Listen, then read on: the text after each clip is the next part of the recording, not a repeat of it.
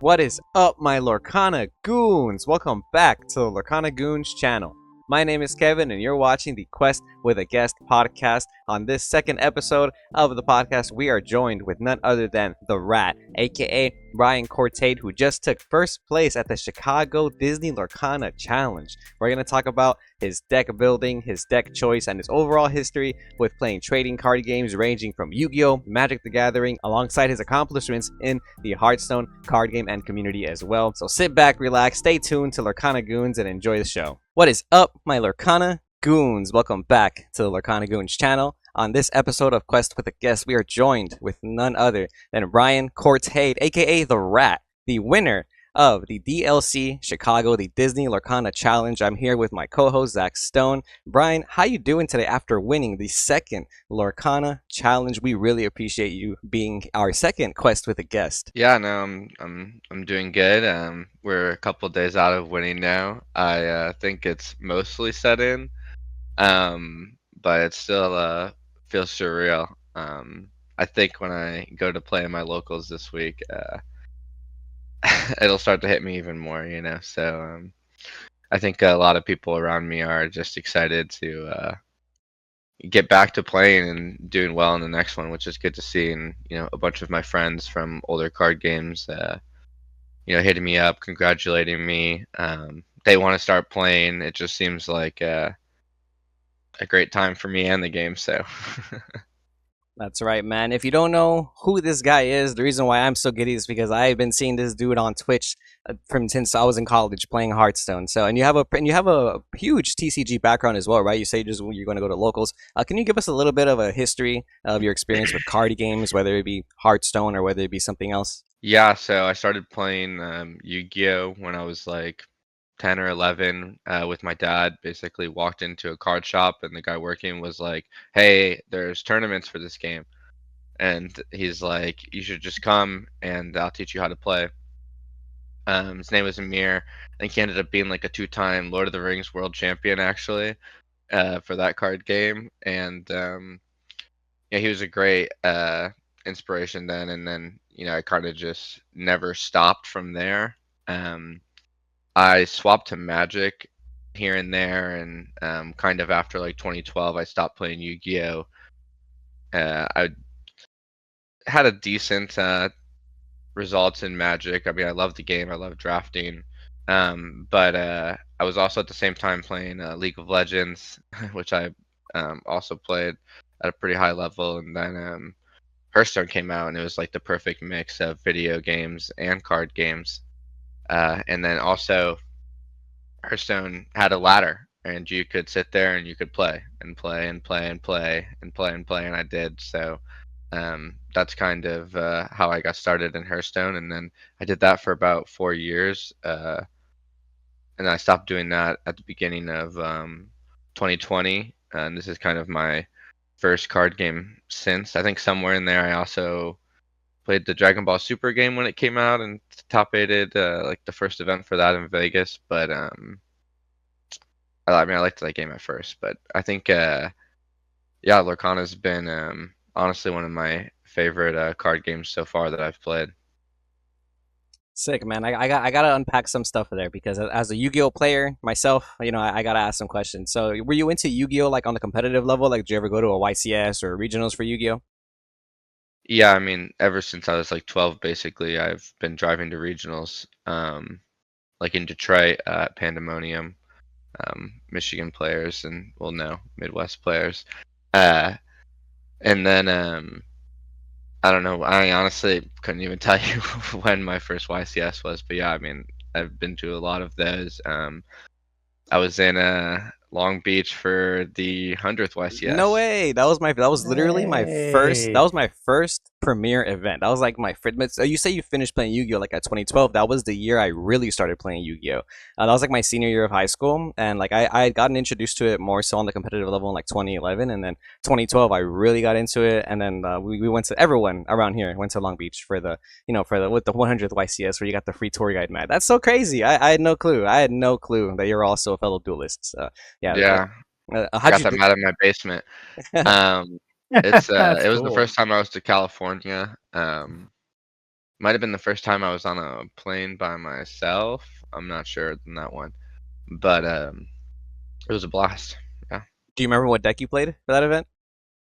Yeah. So leading up to that event, I had played a lot of Rabbit, Rescue Rabbit, and I had like a lot of regional wins actually around here in Detroit, and but then for some reason I had the bright idea to try a home brew in Vegas. I think I was one game off topping, but I was playing Insectiswarns. It was Insector Lightsworn build. I Um, was like, and all I could say is I should have played Rescue Rabbit, and that was a lesson I learned then, and that's carried me all the way to playing Green Steel in the tournament last weekend. Honestly, it's not that I don't think homebrews can do well. I think that they can, but they just require so much more personal involvement in testing to really make sure you're ironclad, as opposed to like playing a conventionally one of the best decks.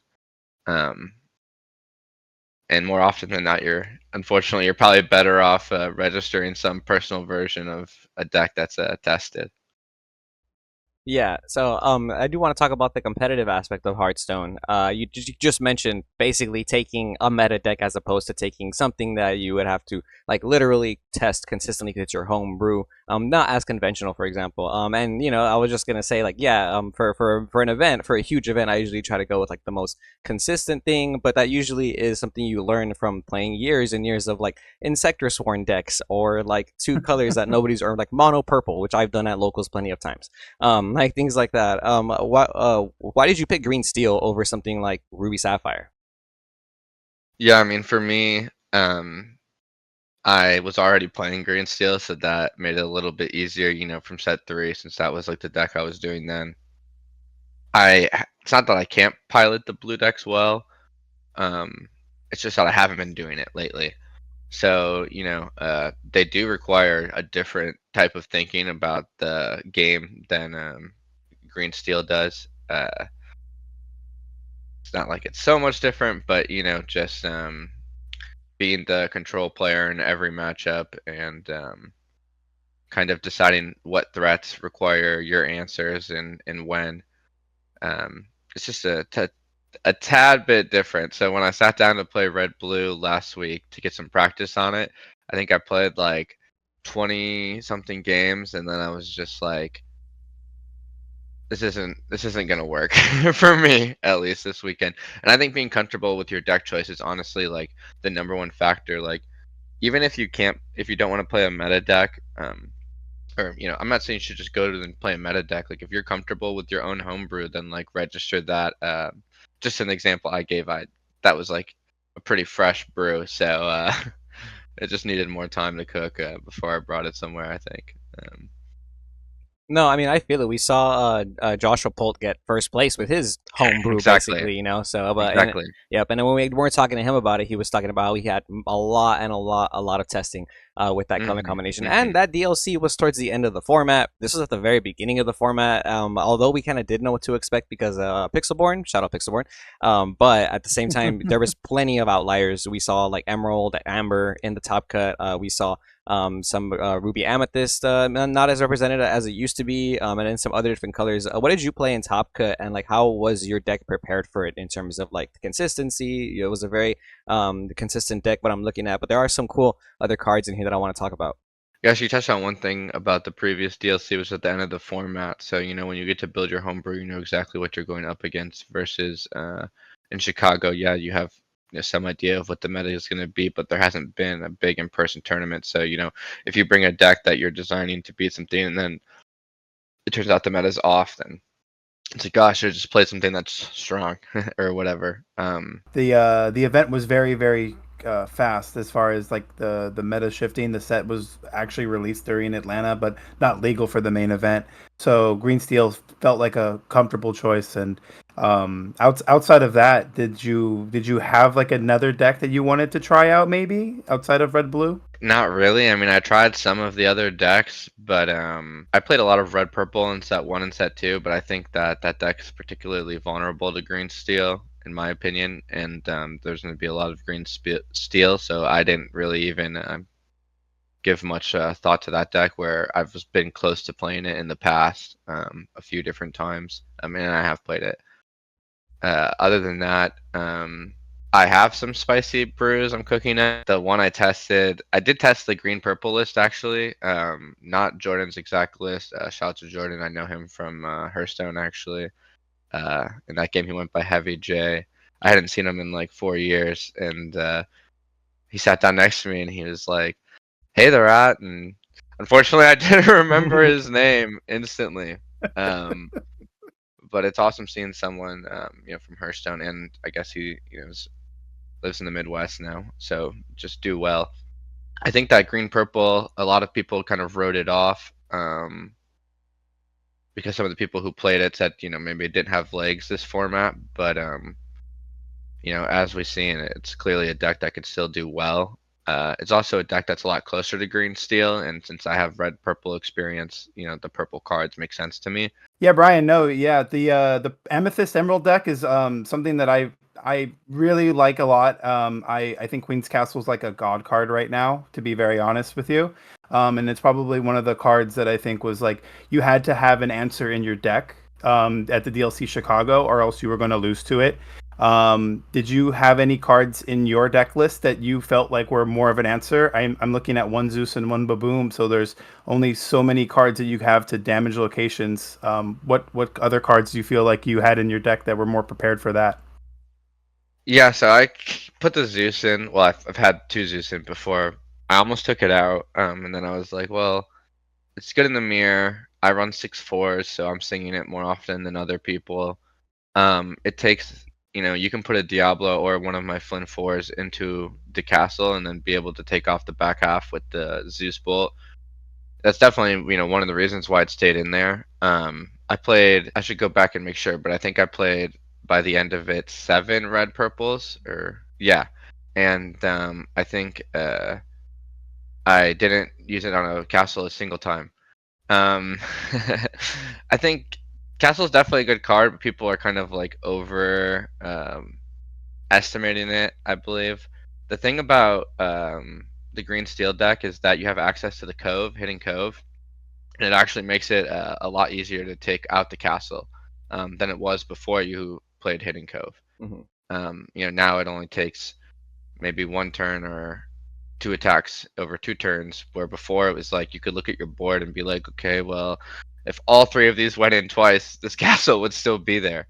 I don't think that's the case. And then another thing about the castle is that it is good to gain lore, don't get me wrong, but if you don't have characters on the board, that card's only so good. That's kind of why I think it's actually more of a threat against me in or against green steel and green purple than it is in red purple, because red purple has to play all of the early game that beats red blue, but that early game is super flimsy versus green steel. All it takes is like one Ursula 3 and a song, and you clear a Flynn, or you have a Raging Fire and you can clear Flynn and Sisu, and then even if they drop the castle, it's just 2 lore, and the green steel player has 4 characters or 3 characters at that point, and they just run away with the game regardless of you having the castle or not. So that's kind of how I think and treat the castle. But there's no doubt that castle's like good versus red blue, or whatever it is. If it takes more than a Maui to kill it. Yeah, I really like that you brought up Hidden Cove. That's one of the standout cards to me in this deck. That, the Flynn Riders, because you're playing the one-drop Flynn Rider and the Floodborn Flynn Rider. But I want to go over Hidden Cove first. So, by the way, in case you didn't know, Hidden Cove foils are now like $2. They were like quarters before you won, and now they're like at least like $2. So you just I need 2 more. So that sucks. There you go. You're making your own stocks go up, man. You should have bought them all out before you won, like right in the before top 64 started. You should have just known you were gonna win the event, dude. But Hidden Cove is a new card from Ursula's Return. For those who don't know, it's a 1-cost location that has a move cost of 1 and a willpower of 6, I believe, right? So it's a pretty hefty willpower for being such a cheap location. It does not give you any passive lore, but it bumps your characters up in strength and willpower by 1 each. And you were just going over how that lets you clear a castle a lot easier. There's like certain strategies in Lorcana that I think are very unique to this game, and a lot of it is like meta calls, like knowing like, well, I'm probably gonna play against Ruby Amethyst, I'm probably gonna play against Sapphire Steel. I think we had the Taya Beastie tournament and kind of give us a little bit of a preview of what was like more than playable in this format. Like like in terms of deck building, how do you come to decisions? I know you're obviously testing. You're probably playing Pixelborn. I know you play Pixelborn. So like, and how do you come to like a final decision and know this is my deck? These are the cards I know I need. And so on and so forth. Because there's times where I'm literally about to start my round one, and I'm shuffling my deck, and I'm like, why am I playing two Pinocchio? Or like, why am I only playing B3 B prep and stuff? Yeah, so my advice for you there is you're already at the tournament sitting there with your deck, so thinking about that is just not going to be helpful. It's really important to stay forward-minded once you select your deck. You're there and that's your deck, so it's not going to help to be like, I should have like, and kind of like um, spend too much mental energy thinking about that. I think that I try to just stay like positive. And yeah, that's to say, like, I haven't always been happy with my deck choice either. Once the tournament's begun, but you just, you can't change it. And I think that it's just spending your energy focusing on something else. But for this event, I was pretty confident about playing the Flynn package. I had tested it, at least the Flynn 4 for sure. I mean, he's, I think, unbelievable in this meta. I think that he's kind of a scary card too for your opponent to look at in the finals. A lot of people wanted Jordan to take a castle line, but I think that the Flynn kind of sitting on the board made him think like, well, this Flynn's gonna race me if I don't take it out. So he went with his Tinkerbell to trade his rabbit when he had the big Ursula on the board. And a lot of people asked me about that play and whether or not he should have played a castle. And regardless of what he should or shouldn't have done, that Flame was sitting there looking like it was going to go for 4 a turn, and the clock that it presents is just so crazy. And then it's good versus red blue as a top deck. It's good in the late game. It's good at answering another Diablo. It's a Floodborn, so you're getting the broken Bucky curve more often. And I only had 1 Cove, and I bumped up to 2. I think that playing only one would have been like a pretty big mistake. The opener of going Diablo and putting him on the Cove versus red blue, even versus red purple, is just unbelievable. Versus red purple, they put out a Chernobog's, which they want to crack, and then they put out a Flynn, and like neither of those are particularly good at dealing with the Cove. And actually, a Diablo pumped up can eat those characters as well. So the Cove with Diablo against red decks is just at the beginning is an unbelievable thing, and then against red blue, it's kind of like a preemptive answer to their removal. It's one thing to let them remove your board and then rebuild it, but it's another to just invalidate their Sisu, from the get, or pump your beast up so that their Medusas aren't taking it out anymore. Yeah, at the end of the day, I remember thinking like if the Cove gave a lore, it'd be like unbelievable. Like even if its health was maybe like reduced by 1 or 2, like if it gave a lore, it'd probably still be like crazy good. But it's just such an interesting card. You got to be careful with how it works with, if you have a Bucky and it has a damage and then the Cove dies, it's gonna die. It's a tricky card, not just to play, but to figure out from your opponent like, does my card take out their location or does it take out their people? It's tough. And then even getting Flynn out of brawl range or whoever it is, it's just surprisingly a good effect right now. No, it really is. I love cards like Cove. I love cards like Lumiere. I personally was sleeping on Cove. I thought it was like a trash card, and I would be like, "Why are people playing this on my locals?" Like, whatever. But like the moment I realized, like, oh, I can't Sisu you now. Like that now I get it. Like now I 100% get it. And I think cards like Lumiere and the Ruby package kind of do a similar thing, where it's kind of canceling out the opposing ice blocks, the opposing brawls, almost taking your cards out of the brawl range in a deck where your characters are already kind of fragile. Yeah, so that's really cool. And then the Flynn Rider, man, yeah, the way you describe the clock, dude, yeah, the clock that Flynn Rider puts your opponent on questing for 4 is insane. That's a 5-turn win condition, like it potentially, you're discarding their hand, you're playing sudden chills. I've seen a lot of players not play sudden chill and Ursula Deceiver of all, kind of taking a different route with the Emerald Steel package. Why did you choose to play, the more, I guess, more discard heavy package? I did test some other decks. The night before I was in Chicago, I was testing the because my friend wanted to, the kind of bigger Floodborne list that I think DeCandio had posted somewhere with Tinkerbells. I know a lot of people like Tinkerbells in the mirror. For my list, I didn't play Grab Your Swords either. I mean, I was fortunate enough not to play a single mirror match on the weekend, so that went well. But I also think that I learned a lot playing Emerald Steel in the last set, and it's the reality of the situation is it's hard to get to six ink sometimes, and while those like you can make your deck like go a little bit higher and you might gain some percentage in the mirror, I think you actually start to lose a lot versus the other decks. Maybe you don't lose a lot if you can go 1, 2, 3, 4, 5, 6 or whatever it is, but basically what you're gonna lose is the options of what to do throughout the turns.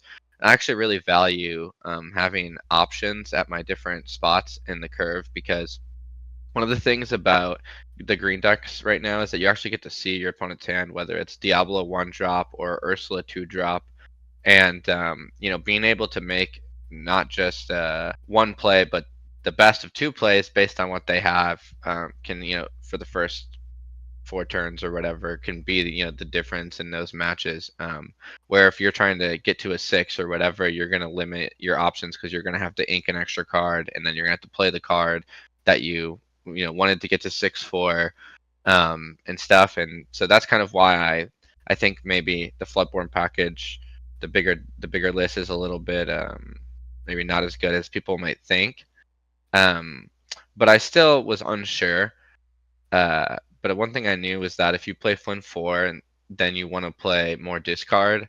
And I also have a lot of experience playing Ursula because I played Green Steel in the last set. I think one of the things that people miss about the Ursula 3 is that you don't actually need the Bucky line all the time. And, in the top 64, the first three matches, in the first two matches, I think, a decent amount of those games I didn't really just like go off with Bucky. I mean, I was fortunate in the finals and the round before. There's no doubt that Bucky was to put in some work, but you can keep hands like Ursula 2, Ursula 3 song versus Red Purple. You don't need to just Bucky them. If you're able to clear those guys, like I said, then their main 1, 2, 3, 4, 5 just gets so disrupted. Another thing about playing the Ursula is that you always have the threat of sudden chill, which for a lot of my opponents, it makes them think hard about what they're doing with their hand because they know, like, if I have an Ursula 2 and they go down to 2 cards and they don't keep 3, like those blue decks that are ramping, that they might lose their whole hand. And for me, it's not good enough just to be able to discard 1 card at a turn.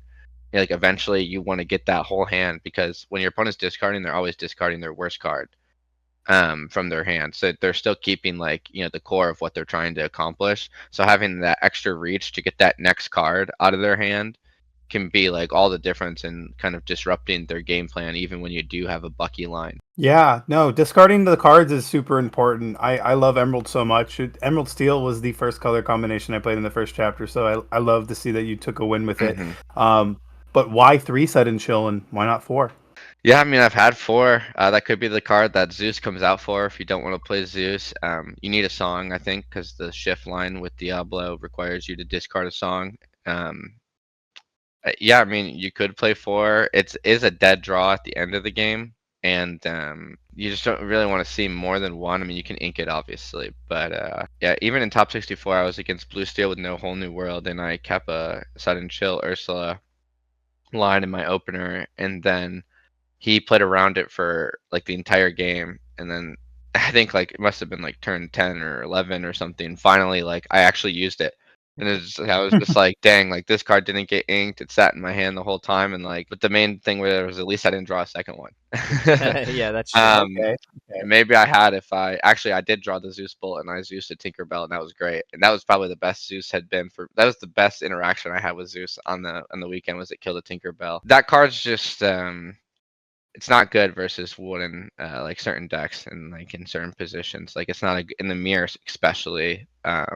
if you can't get to the card when they only have one in their hand, or their 5-drop before they get it out there, it's just not very good, and it's a terrible top deck there. And there's a lot of weird interactions in the mirror where one person's drawing cards for Diablo or Beast, but then the other person has a Bucky, so they're not, so like Diablo is actually not as good when your opponent Green Steel has a Bucky, versus like the Beast is better because you get the card on your turn, and they can't get at it with the discard. When you're staring down, that's to say, just when you're staring down at Diablo, at least a sudden chill can take the card that they drew during your turn out of their hand. So it's not like it never gets value, but I mean, sure, if you're an Emerald player, like that's the last thing you want to see when both players are top decking. There's another sudden chill. I mean, I don't like playing Emerald personally for those reasons. I think the mirror match is really, really tilting. I did want to point out, Zach, you're not playing Grab Your Swords either, and a lot of people were like, "How are you not playing Grab Your Swords, bro?" And now hearing it, it makes way more sense. It makes total sense. But yeah, you did mention that Jordan is a Hearthstone player too, and both of you were in the finals, so we had two Hearthstone players in the finals going back to back, man. How has Hearthstone helped you play Lorcana? Because since I first started playing Lorcana, one of the first things that kind of like clicked with me was like, oh, this reminds me so much of playing Hearthstone, like on my phone. And not just Pixelborn, like literally playing the actual game. It just reminds me of the game. Yeah, I mean, I think one of the main things about Hearthstone is that you have a 30-card deck size, so the games are playing out similarly every game. Like you're gonna try to hit your 1, 2, 3, 4, curve, and in that game you don't even have the ink decisions, so the panouts are pretty similar each game, I guess, at the beginning of the game at least. And for Lorcana, because of how the mulligan works, that's also happening. Like you're gonna see the Bucky 66% of the time.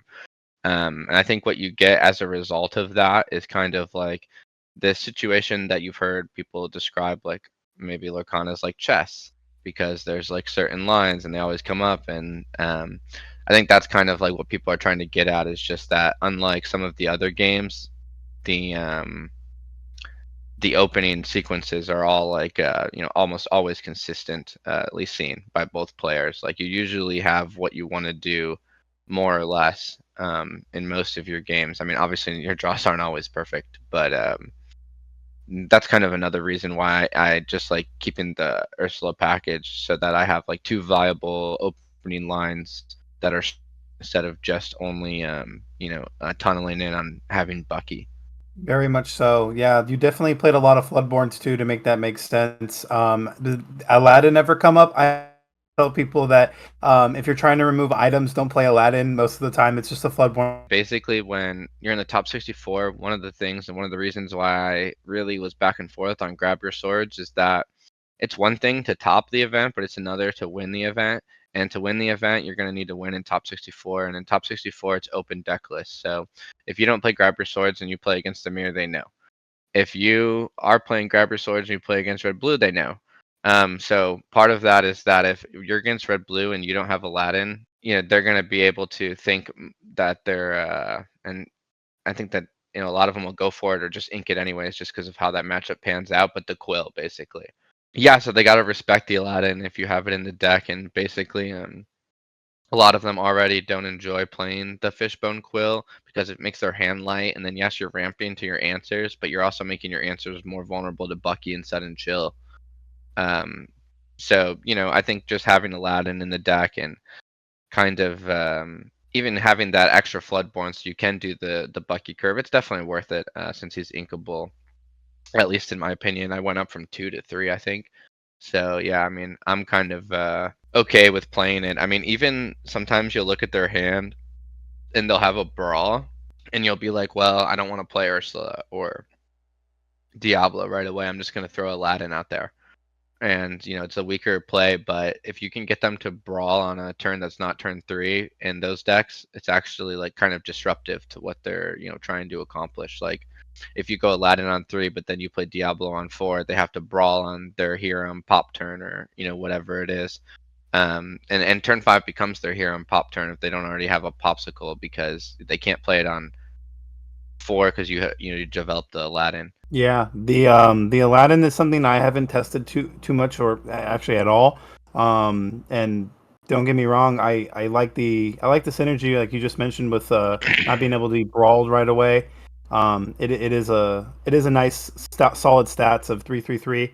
Um, as far as like the curve, and you did bring up starting with your ones, twos, and threes. What were you looking to keep in your mulligans? I actually like to pick people's brains more about mulliganing since I think it's the most important part of this game compared to like others like Yu-Gi-Oh, for example. I know Magic and Hearthstone have mulligans. So, what were you looking to keep, and what were you never keeping? Besides, I would assume the obvious, uninkable Zeus. Yeah, yeah, mulligan's an important part of a lot of the games that it's in. You're definitely right that the mulligan in this game, you just have more of an option in Magic. It's linear. Do I want this hand? Do I not want this hand? In Hearthstone, you have few cards to look at, but it is, do I want this? Do I not want that? Which is how Lorcana is, and that's kind of why you see the opening lines be played so consistently from each deck.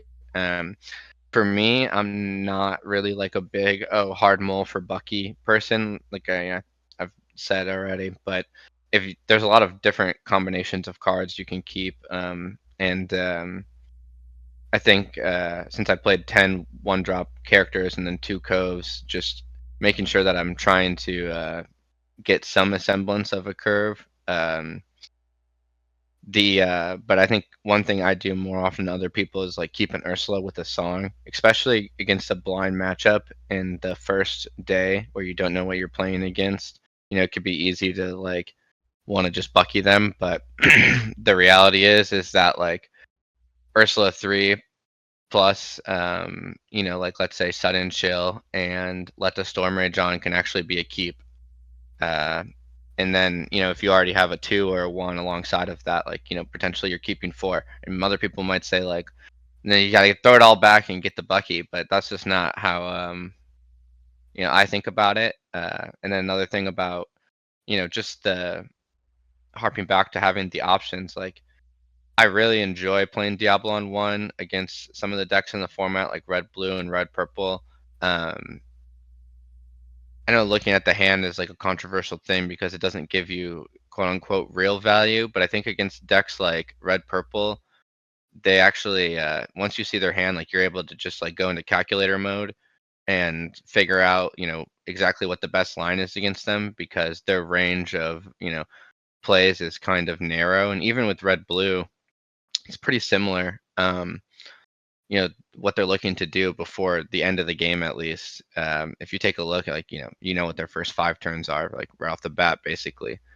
Um, so I think for me, just I would say one thing green steel players could work on is if they are playing Ursula 3 and the song package, is just trying to be aware of when those combination of cards are keepable and you don't need to go so hard for the Bucky.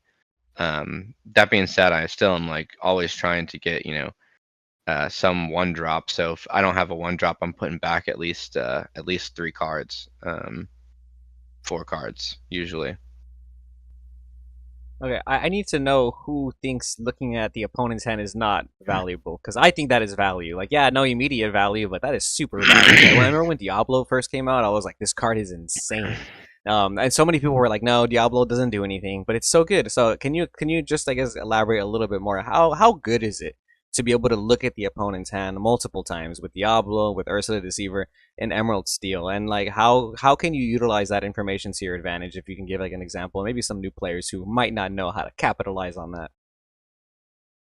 Yeah, I mean, just in general, like I talked about the Cove line with Diablo. Like if you look at Red Blue's hand and they don't have a brawl, you don't have to invest into a cove that's not going to gain you lore. You can decide to go a different route. I think that for a lot of people, and especially Hearthstone-minded people, looking at the hand is like not that great. It's all about the stats. Like this bird's a 1/2. It dies to another 1-drop. That's not good. But obviously, like shifting Diablo's busted, so it Yeah, is good. that one's fixed. So Like yeah. the body. I mean, the body doesn't die, and then you're going in with the bird and it's questing, and it'd be one thing if you actually had to get value out of that 1/2, but you don't, because it just becomes the other bird. And when it doesn't, one of the things I'd say to people is just that don't throw away your characters like early, like trying to gain lore. Be okay with like the bird just sitting there, the 1/2, like, and not questing, because like it's important to have characters when you get to your raging fires and stuff. And I think for a lot of people, that's one of the things that they make mistakes with Green Steel, whether it's this chapter or last chapter. They lose characters early when they don't need to. So maybe they think like, oh, well, Flynn goes for 2. I mean, Merfolk goes for 2, and then they discard. Like, it's fine. Like, I'm just going to turn it. But then it's like, actually, no, because on turn 4, they're going to play a 4 health, and you need the Raging Fire to be able to deal 4.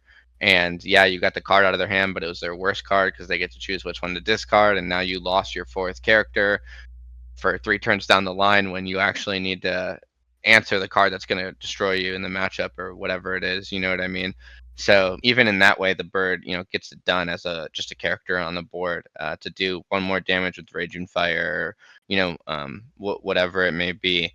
I think in one of my matches, I managed to get the 4 characters out, 1, 2, Ursula 3, and then another 2-drop Ursula, and then it's like all of a sudden Raging Fire does 4, and it answers, like I think in that case I don't remember exactly what I answered, but it was like the Sisu Dragon and a Hiram, and then I also got to do the Baboom to like finish off the Hiram. The Sisu Dragon's a 4 health, and that card, I feel like if you throw away your material on the board, it's harder to get a Raging Fire off on it. And it's a strong card, the 3-mana Sisu. Yeah, I love that you brought up the point of like, throwing away your characters just by gaining lore in the early game. Very early on, when Kevin and I first played Lorcana and going on Pixelborn, I would always ask him, why do you quest with this? Because it's gonna just die right away. Mm-hmm. And some people still won't learn to this day. Well, they'll quest with characters when they don't need to, unfortunately. Now, I did want to kind of bring up the looking at your hand is, I think, very important. I think I can win more games if I got to know what my opponent had more often than not. You can play around certain things, and against Red Blue, you can save yourself the time and just kind of look at like their power cards and realize they're just trying to play these cards against me. Everything else is looking to go in their inkwell, and they just want to play these cards. So you can even simplify your thought process and not just spend like a minute or two looking at their hand. And another point too is the on Pixelborn, you can kind of screenshot and just kind of keep that in your little back pocket. What are some tips that you do to kind of memorize their hand, since you cannot take notes on that? I think the first thing is that, like, when you play a card that looks at the hand, whether it's Diablo is just looking, or it's Ursula takes a song, and let's say like they don't have a song, like, you still like make sure you take your time to look at what the hand is. Like, you're still allowed to. Don't let them like pick it up quickly, or whatever it is. And don't just be like, oh, okay, like, take the time. Obviously memorization, it's everyone has their own I guess like level of capabilities there. But for me, it's not a. I've been playing card games for so long, like, it's not a problem. Like, most of the time, even if my opponent just flickered their hand, I wouldn't have a problem remembering it. But I mean, you're spot on that on other ways of playing the game. You can take screenshots and stuff, and that makes it a lot easier. Yeah, so since we're on the topic of playing online or versus playing in real life, I see you got the Pixelborn shirt on. Very swaggy. I appreciate that. We know now Pixelborn is not going to be with us after what 3-4 days from now. How is that going to impact your testing, the amount of Lorcana you play personally? You said you are going to go to locals, so I imagine you have a local game store as well. Yeah, for me, honestly, I play in the tournaments on Pixelborn, but I'm not a major ladder grinder by any means. Maybe like in set 2 I was playing. I think for me, I do more thinking about the game now, or playing with other people, than I do kind of improving myself. I have a lot of people from my locals I enjoy playing with, and some of them it's their first game, some of them have been playing other games, but it's just great to see them all, continue to improve and get better. And online, I have a few different Discord groups where, we're going to be playing webcam games and stuff like that, keeping the testing going, which is kind of, even with the, Pixelborn existing, kind of the preferred way I'd like to play is just against someone else I know is good. I'm not actually a huge fan of just playing ladder games, even though I did enjoy it, and I do enjoy it sometimes, and I like can get degenerate on that, and play 500 games in 2 days. I probably have not played like even 100 games on Pixelborn outside of the tournament in the last 2 months. Wow. Okay. Yeah, I've been hearing that from a lot of players actually that they've been playing more in real life than Pixelborn. Maybe I'm just antisocial now that I think about it. I need to go to I need to go to more game stores. Well, for me, like I work remote from home for 4 years now, and before that I did the Hearthstone, and it's really nice to just go back and play cards with people in person, and I think that there's a resurgence. Part of pop the popularity of in-person card games right now is a resurgence in kind of people looking for a community or in-person something, instead of just staying online and just consuming content and playing games like we all have been since the pandemic. And I honestly, I just expect it to grow more. And for me, I appreciate Pavel and everything he did, and I'm still looking forward to the next era of Lorcana, and I think that the future is still bright. And it's unfortunate that for some people it was one of the only ways that they could engage with the game. They have kids, they play at night, they live far away, they can't go to locals, this type of thing. But I also think that everything in moderation. I mean, there's no reason we all need to be playing this game so much, even though we love it. And at the end of the day, like it's all the same. Like you love the game, you play it because you love it. You prepare, you go to an event, and you try to do your best. You know what I mean? And it's that's more of what it's about for me.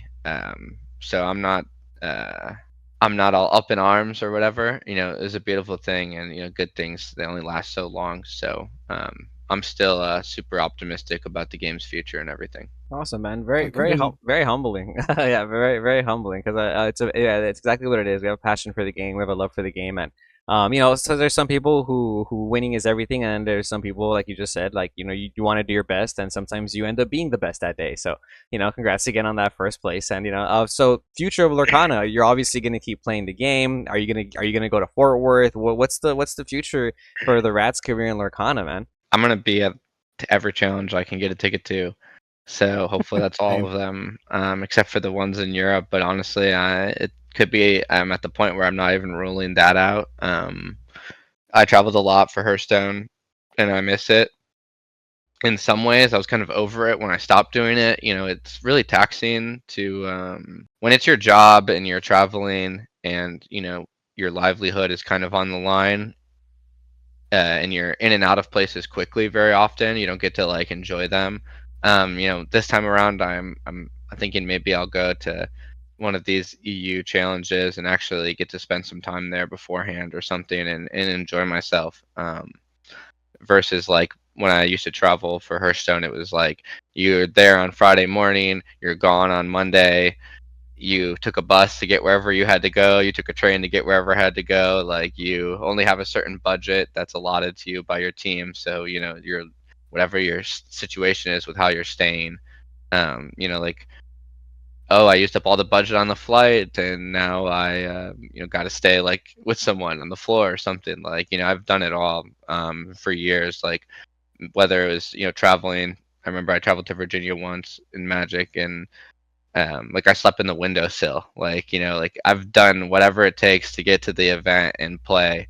And now that I have like a real job and I'm older and the card games aren't like how I'm making my money, honestly, it's been a relief, like from a stress perspective and everything.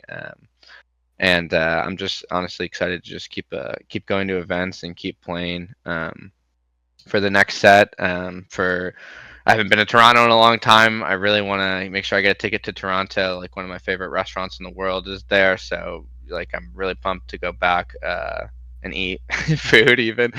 Yeah, and then the one after I'm going to Dallas, but then the one after that is Seattle, Vegas. I should be in Vegas and I should be in Seattle too. I lived in Seattle for 2 years. I just moved back to Michigan, I think 2 years ago now, and I love Seattle. I miss the ramen, so it's not just about like the cards and the winning. Like I want to go to these places. I have friends in these places that I haven't seen, and yeah, I'm just looking forward to it. A lot of us say it's never the destination, it's the journey we take to get there. So honestly, Brian, I love that. When a windowsill is a crazy place to call a bed for a night. I've Dude. taken the floor and I've used towels as pillows. My first event in Yu-Gi-Oh that I did well in, that was the night before day 2. That was my bed, a floor in the corner and a towel as a pillow because that's all I had. Yeah, So I've been there, man. I feel you. yeah. Yeah, I hope that doesn't have to be your future. I hope you're able to be accommodated with, I think with I think everything it's not. everything that you need. Yeah, no, that's like you said, humbling beginnings for sure. Any other like tips that you have for people that want to like start traveling and competing? Because there's a lot of people that I talk to. This is their first TCG. This is the first time them getting involved in something like this. Well, what kind of advice would you have for those people? Yeah, my advice for anyone trying to play and get better, or decide whether or not they want to go to the next level, let's say, is that take whatever level you're on serious first. A lot of people, it's just, I understand locals, it's just locals, but so one of the things that I've always taken from Yu-Gi-Oh is, at least when I played, it was like you played at your locals, and then when you got good enough, you went to regionals, and then when you did good at regionals, you went to YCS, and it kind of gives you like this path to take. Um, and so, for me, no matter what the game is, I think that you really got to approach it on levels. You're not going to just go to some big event and be the best right off the rip. Like, you got to practice your game on whatever level you're able to play and try your best, whenever you're engaging with the game. So on, when you're going to locals, like you're trying to make it to what I think the next level of locals is right now is probably set champs. A little bit more serious of event at your local level, and I think those events are great opportunity for people to kind of get a taste of like a little bit more of a competitive situation. And then, if you're enjoying that and you're enjoying playing, there's no reason you can't just go to you know, um, the DLC when it's in your area. For instance, I'm 2.5 hours north of Chicago, and my locals, only, two of us, besides me, went to Atlanta. But this event probably had like, 20 plus people from my area, my greater area, going, and they all had a blast, from what I can see. Just waiting for your time when it's in your local area, because it is expensive to fly and to go to all of these, and I don't think people need to feel like they have to go to all of them to be competitive or whatever. Like it's perfectly fine to like show up to the one that's eventually near you, and see if you like it or if it's something you enjoy, and then maybe committing more time and more resources. I think anytime you make a decision in life, you gotta weigh whether or not it's worth it, and I don't think it's necessarily always good just to dive in head first and go to like one of these and then kind of burn yourself out or feel negative about the game. At the end of the day, it's really just supposed to be a game we play because we all love, and it's somewhat of a hobby. And I know there's a lot of money, and obviously, like it's one of the reasons why I'm playing, like without a doubt, this game compared to other games. But also, I think that the mechanics and the design of the game are great as well, and it's just a all around, the combination of everything has just made for a good experience. Yeah, I've heard people claim that Lorcana doesn't have any nuance to it, and that it's not like a well-designed game. So I've heard it all. I've heard it all from people. So I'm really glad to hear that it's not just about the Yeah. pricing for you. It's not just about the money. What? Something that people in like card game veterans or whatever, I know that they miss like interacting in your opponent's turn, and I understand that like this is something that adds complexity, but having come from other card games and then eventually playing Hearthstone, this is also something that stops the game from growing. It's also something that makes the game less approachable for new players, and I think the sweet spot is in accomplishing enough depth while also preserving the like sanctity of a welcoming card game experience. And I think that there's multiple ways that Lorcana does that.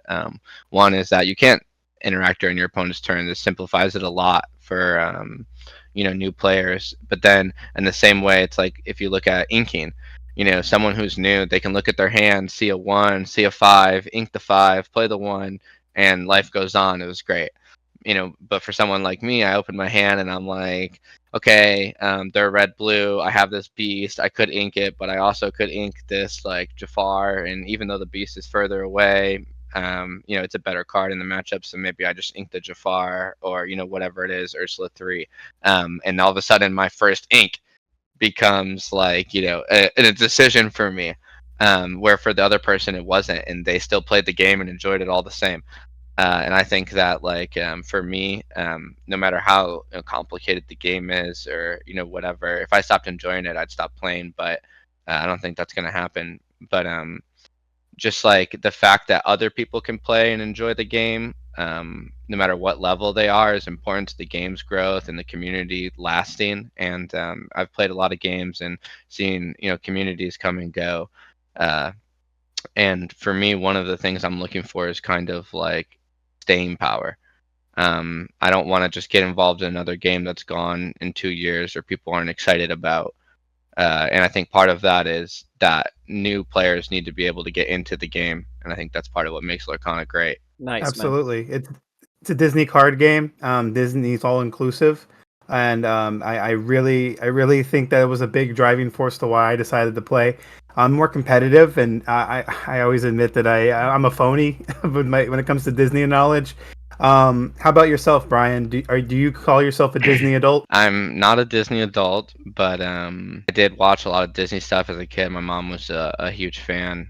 So I'm not like completely lost, but there's some things I don't have any experience with. Like I haven't seen the movie with Sisu. Um, Same. but I mean, I've seen like I've watched Encanto with my girlfriend like 4 times. So it's not like I'm not watching the Disney stuff. But yeah, I'm not like a lore book by any means. I enjoyed the IP. If you're a Zoomer or a young person out there and you think the Disney IP is lame and that's why you're not playing the game, like you need to just move past that and pick the game up because like it's a great game. And I really hope that there's aren't people out there that are so cynical that that's what's stopping them from playing. And I know that they are because I've talked to some of them, but I really hope that more people can move past that and just embrace it. I know it's cheesy, I know it's wholesome, but it makes for a good time.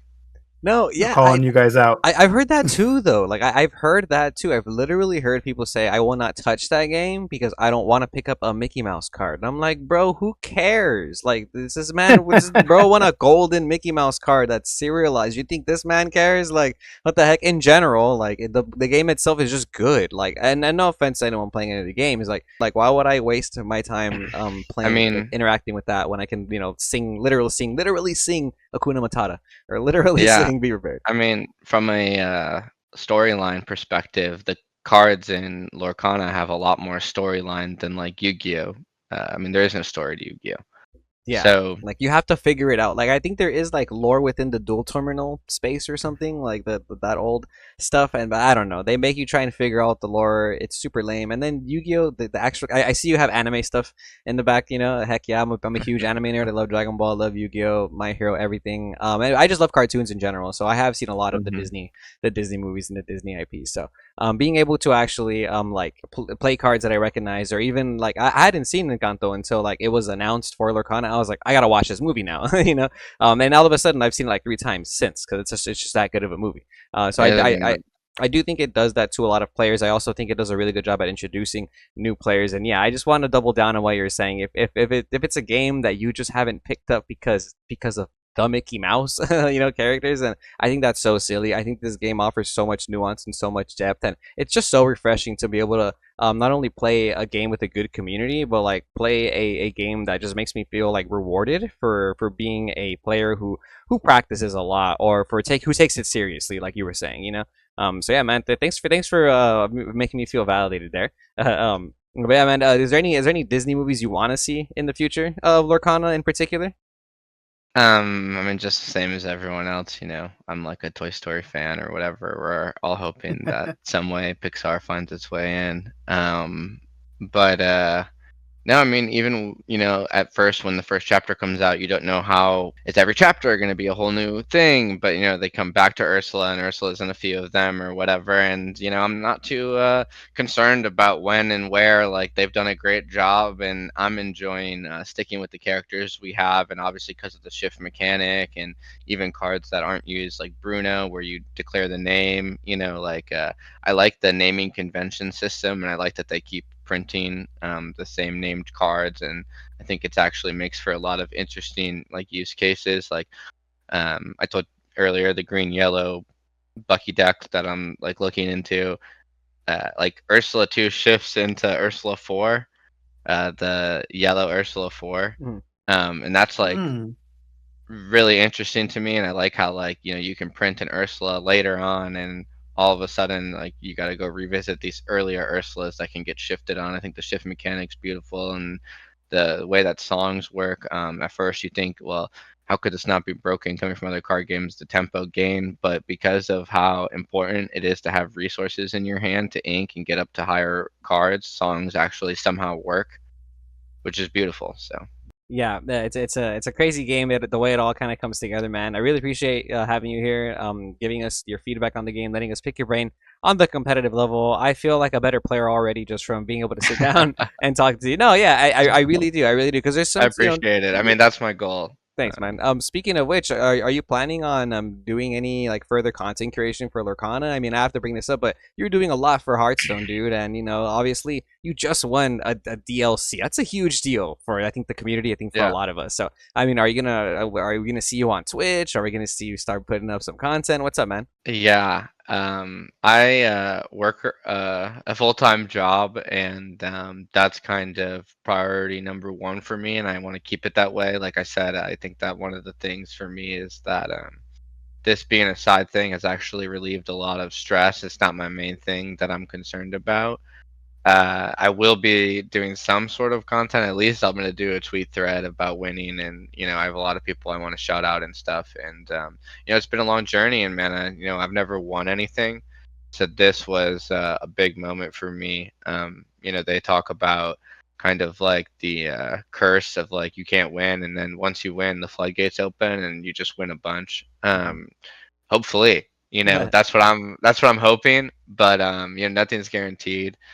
Um, but yeah, I am.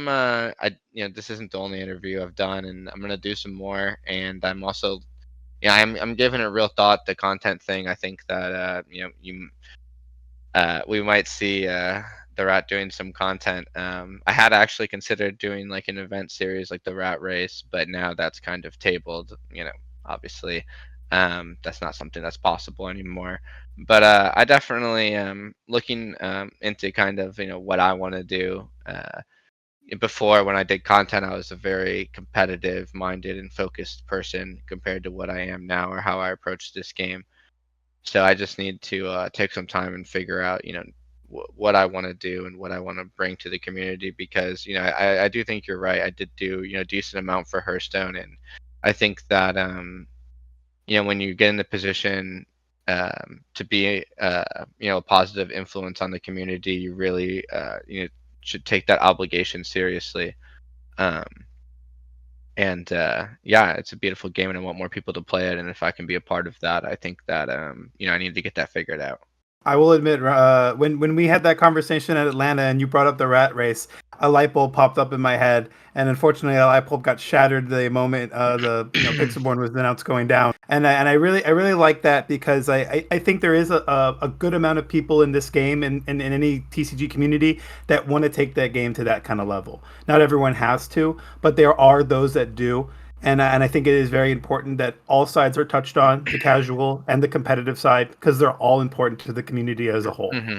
There's a lot of different types of players and a lot of different reasons people play card games, and you need to try to cater to all of those as best you can. So That's giving the competitive people a competitive outlet, the other people, whether they play for the lore or the fun or whatever. So it's like I really like seeing products like the Illumineer's Quest and stuff, and I think Mhm. that these types of things might not be everyone's cup of tea, but they're gonna, at the end of the day, they're gonna help grow the game.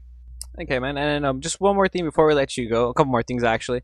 How would you, I guess, give advice to someone who wants to grow as a player? Obviously, practice the game is like the layman's thing, but like, how many times a week do you go to locals? I guess. I'm fortunate that I think moving forward, I would have the opportunity to go to 5 locals a week without driving more than probably 40 minutes.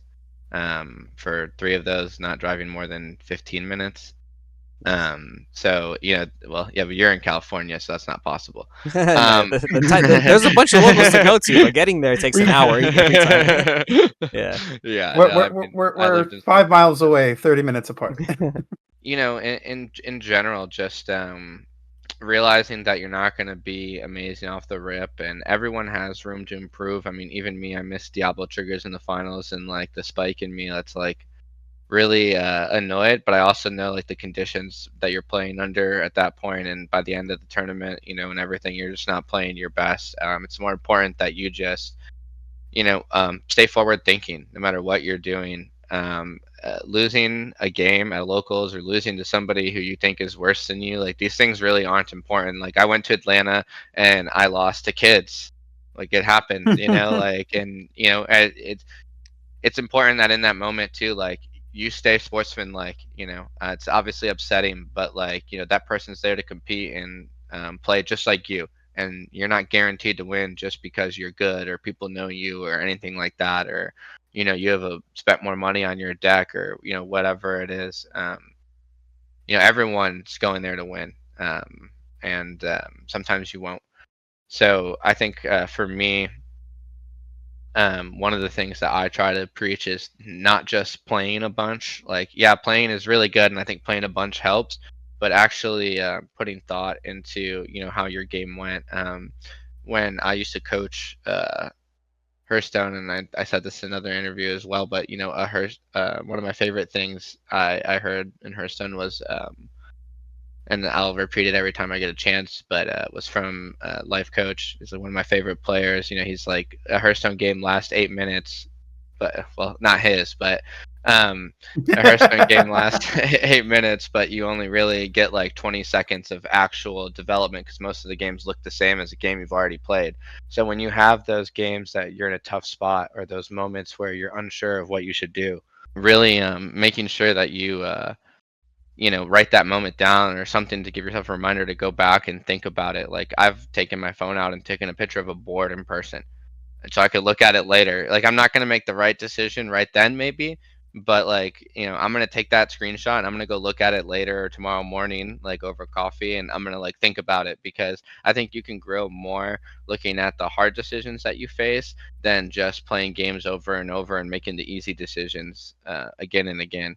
And for me, I think that that's one of the main things I want people to, you know, uh, I guess like try to do when they want to improve is just like slow down. It's not just about game, game, game. Play a game, think about it afterwards. If you're playing with your friends for fun, like I know that it doesn't really make sense to play with your hands open, but it actually can help develop you as a player. And even me, I learn from people too when we play hands open. It's not just me helping them.